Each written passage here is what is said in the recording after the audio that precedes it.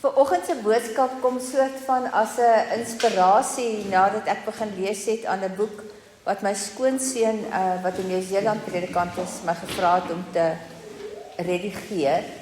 En aan die ander kant kom dit ook as 'n resultaat van ons gesprek wat Pieter in die laaste 2 weke of 3 weke gevoer het oor die werking en die gawes van die Heilige Gees, om dit net beter te begryp. So ons gaan lees uit Galasiërs 4 vers 19, maar voor ons daar begin, wil ek net vir u vra, Here, almagtige God en Vader, Jesus, ons verlosser en redder, Heilige Gees, laat elkeen u hart ontvang. Laat elkeen u woorde wil eie maak. Wees u die sentrum en ontketen binne in ons die vuur vir wat u wil doen op aarde. Amen. Galasiërs 4 vers 19.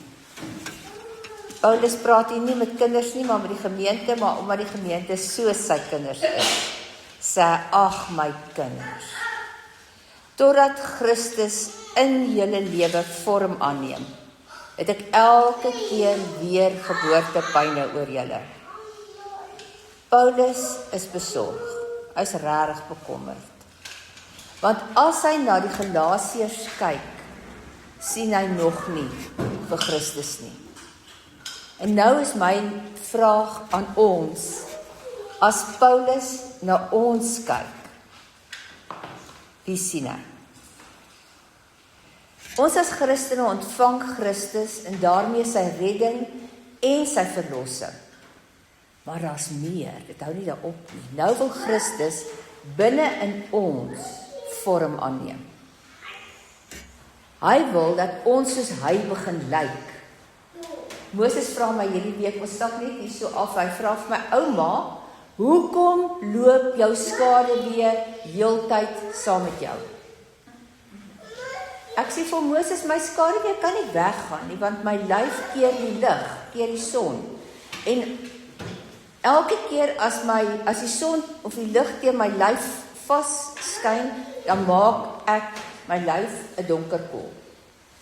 Hy sê, ouma, maar sy baie ver. Ek sê, dan bly my skaduwee nog by my. En hy sê, en ouma, as jy nog verder en verder en verder en verder loop, ek sê, vir my skaduwee gaan nie heeltyd by my bly. En net so wil God hê dat ons 'n skaduwee van Christus moet weerkaats, want wanneer die lig van God op ons lewens skyn, met die skaduwee wat val, Jesus wys. Maar die vraag is nou, hoe? Want ons weet almal die interne waarde van al hierdie dinge.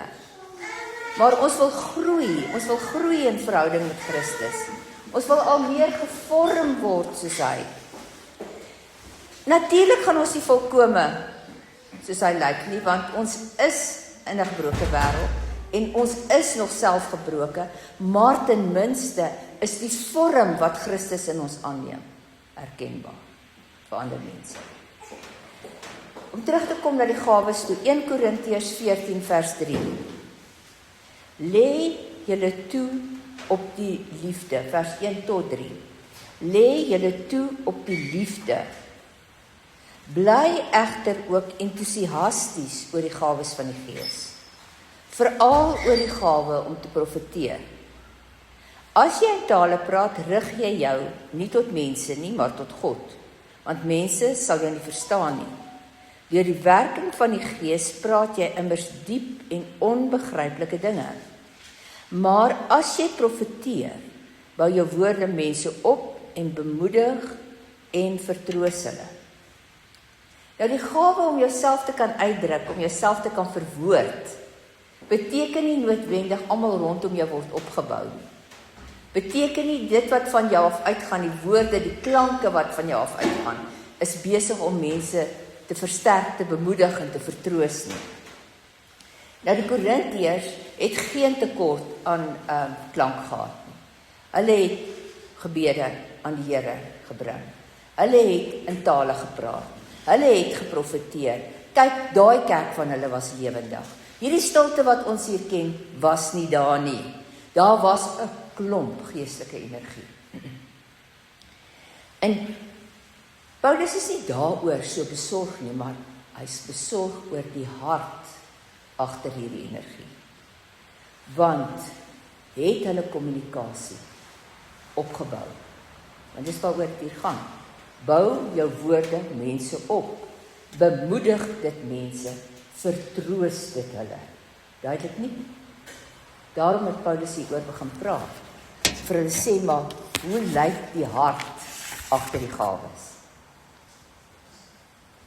Dit gaan grootendeels daaroor dat in die verborgenheid van hierdie taal wat jy bid of praat, word jy opgebou. Jy word versterk daardeur. Jy praat met God en dit bemoedig en dit troos jou. Maar niemand anders nie. Ek wil nie eintlik vandag op die gawes fokus nie, want Pieter het verlede week daaraan aandag gegee en ek glo hy gaan in die weke wat kom nog daaraan aandag gee. Wat ek eintlik wil doen is om op die boodskap agter die gawes te fokus. Wat is Paulus eintlik besig om vir ons te sê? Waarheen is hy eintlik op pad met ons? Hy wil eintlik vir ons sê, wanneer jy die gawes beoefen, maak nie saak watter een nie, of dit genesing is, of dit bemoediging is, of dit leierskap is, of dit evangelisasie is, wat dit ook al is. Bou dit op, bemoedig dit en vertroos dit. Hoor wat sê hier in 1 Korintiërs 14 vers 4. Wie in 'n taal spreek, bou homself op. Wie profeteer, bou die gemeente op. Hoor hierdie twee aksies. Bou homself op, bou die gemeente op. Dit is die kernrede vir Paulus se hele gesprek in 1 Korintiërs 13 en in 1 Korintiërs 14. Die gawes is nooit die eindbestemming nie. En die belewenis, jy het daai amazing belewenis wat jy het wanneer die Here iets groot doen. Wanneer jy aan iemand raak en hy's genees. Hy's gesond. Jy weet dis nie jy nie, dis die Here en sy krag het deur jou iemand heel gemaak. Die ervaring is amazing, maar dis nie die eindbestemming nie.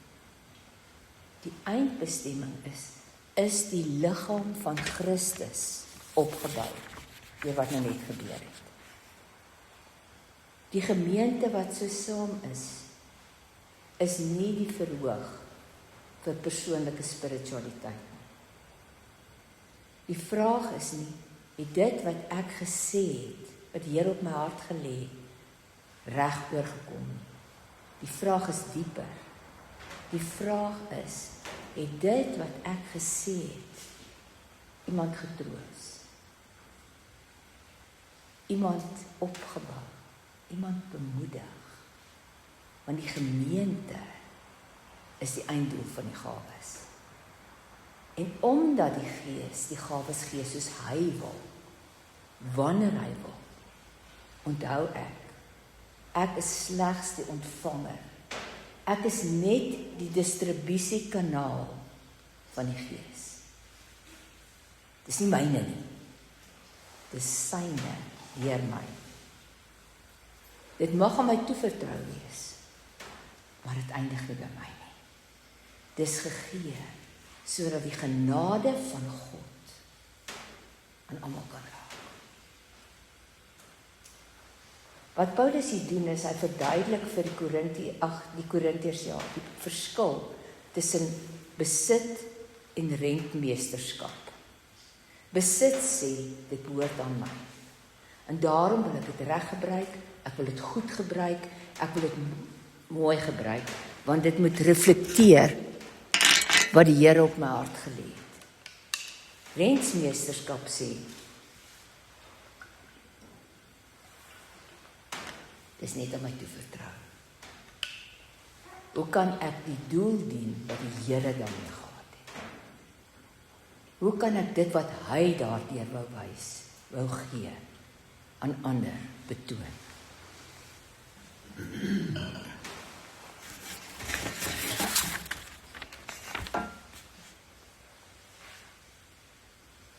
So Paulus wil eintlik vir ons sê, ek gee nie net vir julle die lering oor die gawes nie.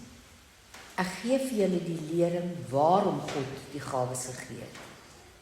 Die gawes is gegee ter wille van die liggaam van Christus, sodat liefde standvastiger kan word, sodat hoop helderder kan word, sodat waarheid dieper kan insink, sodat die liggaam geestelik volwasse kan word. Die doel is die gemeente in wie Christus gevorm word. Word Christus in ek en jou lewe gevorm, en word hy gevorm in ons saamwees. Want jy sien, dan kan ons ook nie die gawes stilhou nie. Dan moet ons die gawes beoefen, want hoe anders gaan ons die liggaam opbou, en Christus al meer en meer in mekaar vorm. Ons moet die gawes in afhanklikheid van die Here uitdeel. In 1 Korintiërs hoofstuk 13 vers 1 skryf Paulus: Hoe praat jy?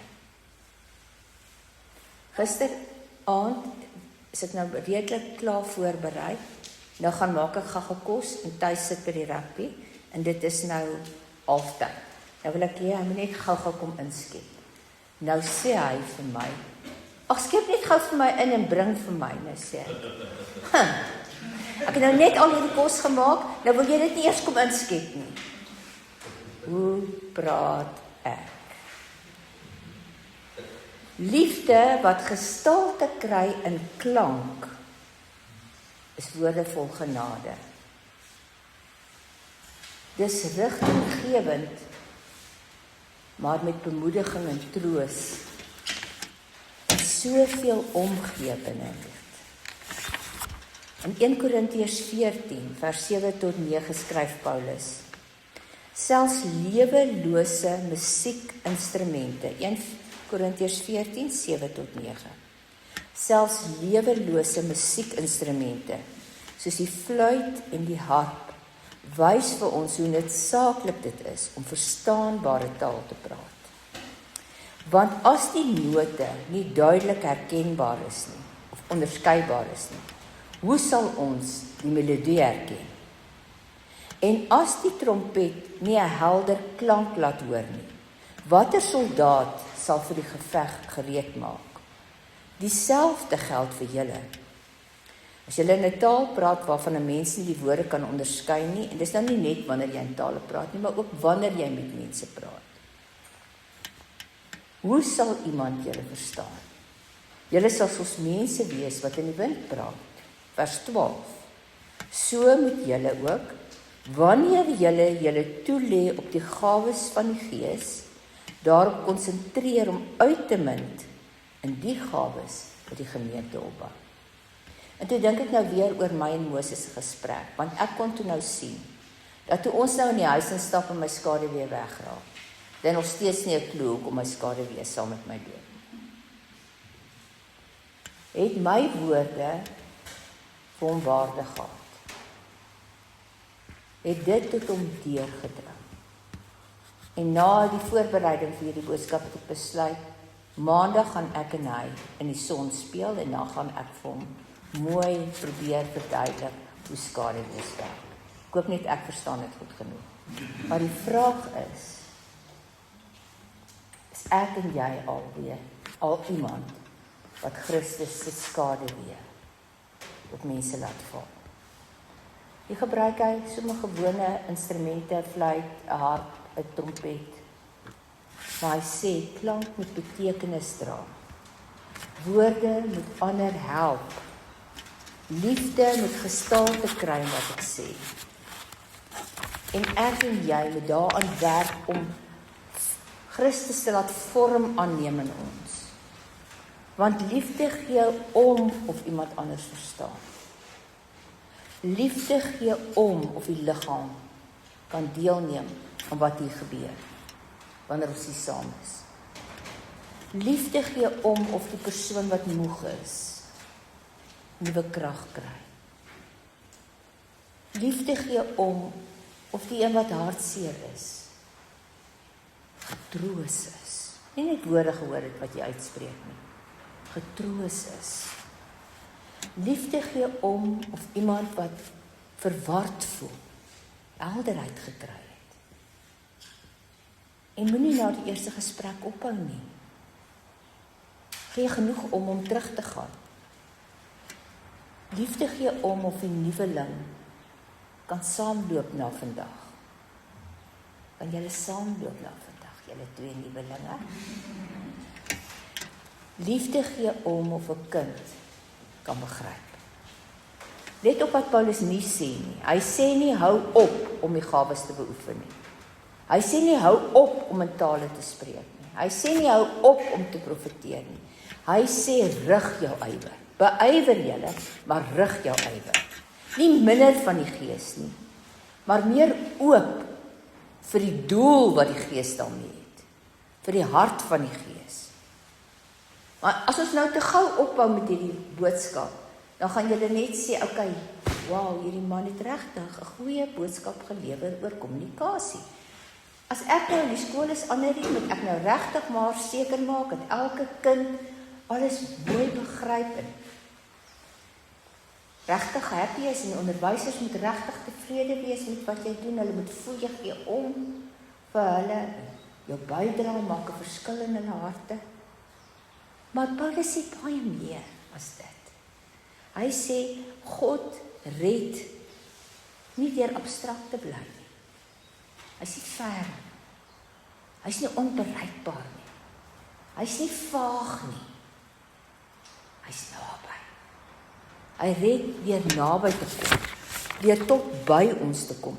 Hy gee nie vir ons 'n raaisel en dan sê hy, kyk of hulle dit kan oplos en kyk hoe hard moet hulle sukkel nie. Dis glad nie wat hy doen nie. En daarom moet ons hierdie gesprek weer afsluit met Christus.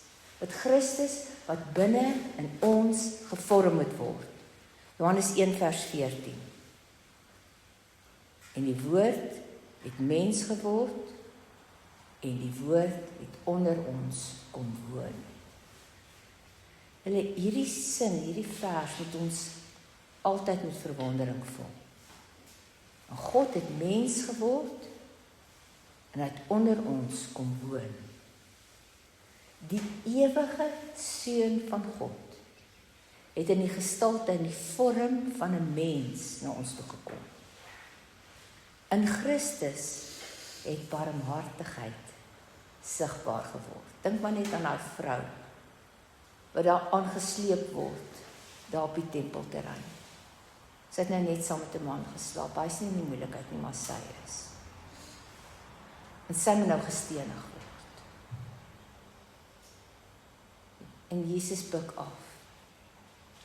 En daar op die klippe wat deur Salomo nog gelees, want dit is die enigste ding wat die ander volke wat Israel elke keer ingeneem het en die tempel afgebreek het, nie opgetel het nie. Daai klippe lê nog al die tyd daar en hy wat met sy vinger die wet vir Moses op klip geskryf het, skryf daar. Sy weet nie wat het hy geskryf nie, maar sy woorde sê, barmhartigheid. Die een onder julle wat sonder sonde is, gooi die eerste klip. In Christus het waarheid hoorbaar geword. Mense het altyd geweet, die Fariseërs en die Sadduseërs en die skrifgeleerdes het hierdie wonderlike woorde. Hulle kan al hierdie goed vir God en oor God met hulle deel. Maar dit was moeilik om dit binnekant waarheid te laat word, want dit was ver, dit was vaag. En hoe het Jesus dit gedoen? Deur liefde tasbaar te maak. Heiligheid. Net, ek sal luister. Saam met sondags. En ek sal doen wat U vir my vra. Wat groot is en wat klein is. Of iemand dit raak sien of iemand dit nie raak sien. Het aan melaatses. Of ek 'n boot moet bou en ek word gespot daaroor, nee.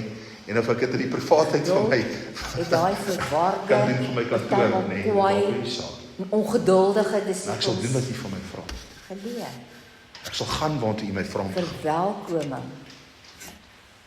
Het kinders in Kom sluit ons sy oop. genoem, dis God se verwelkoming. Ek seën julle Hy het sy Met die lewe verhoor. aan ons gegee, om God se woord te hoor. in 'n liggaam aan 'n Ek kruis. seën julle met die genade om Heilige Nie omdat God Gees se heerlikheid minder te geword, volg in elke maar oomblik omdat van God elke. se heerlikheid na ons toe gekom. Ek seën julle om te bou soos wat Noag Genade en en ek waarheid seën julle om te kan is nie meer stap ver af u in wees. geloof soos wat Abraham gestap. In Christus, En ek seën julle met die vermoë om in liefde te bly soos wat Josef in liefde genade, gebly het. waarheid, En ek seën julle met die genade om jou verskonings neer te lê binne in ons soos wat Moses het. vorm aanneem.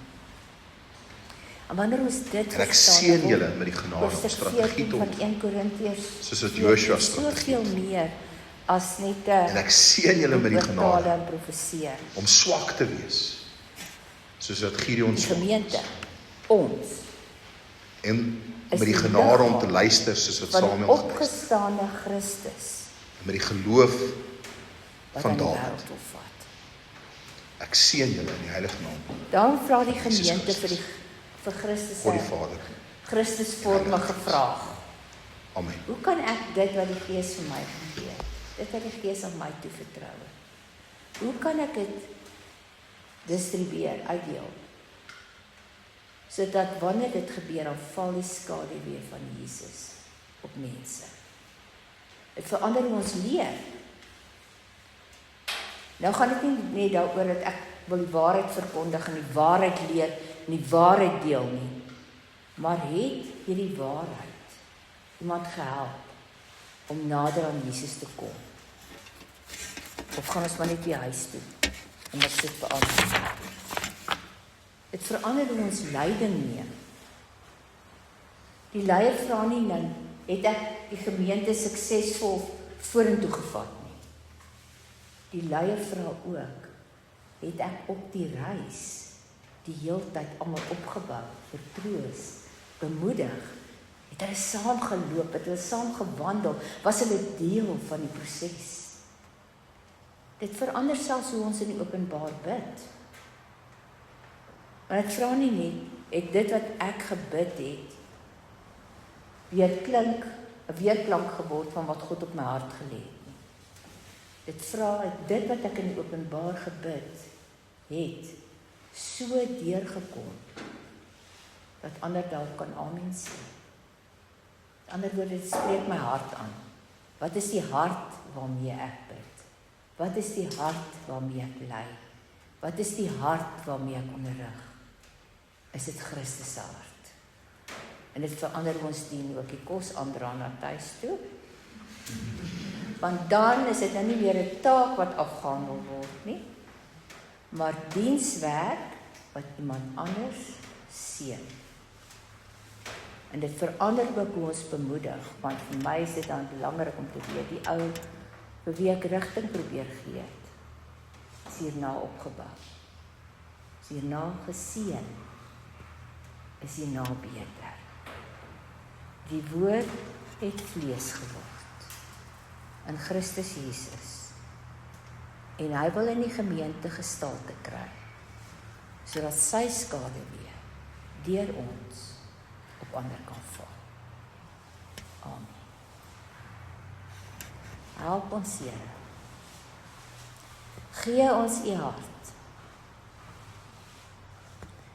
Verdiep ons afhanklikheid, sodat ons saam met u sal loop. U toelaat om ons te omvorm tot ons meer soos u lyk, en u liefde in ons gestalte kry. Amen. Amen.